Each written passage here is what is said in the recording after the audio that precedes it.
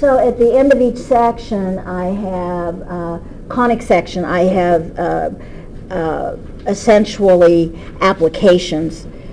These are the typical applications for the parabola. Of course, you have the infamous projectile, which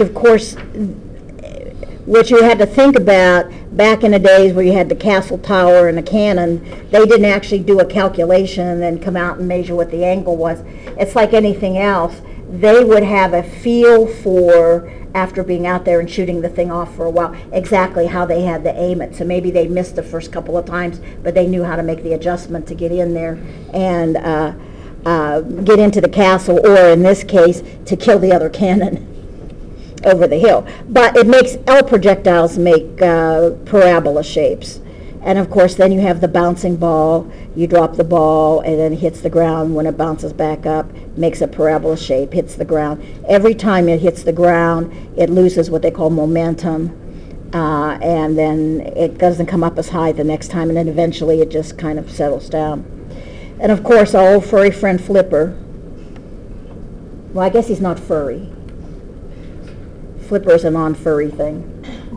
Flipper, whenever he jumps out of the water, makes a parabola shape. Because I guess you would think of him as a projectile. And this is where you have the light application. And when you're thinking about, here's what, if we were calculating out and doing true parabolas, the whole study, this is called the focus. And the light comes in, and essentially comes in, goes through the focus, and then bounces back out. And then equidistant behind it, something that we don't calculate, is called the directrix. But if you're going to be doing physics, especially light applications, parabolas play a big role. You'll be calculating out the focus and the directrix, but you're not going to necessarily call it that. And you're going to have a series of formulas that will make a difference.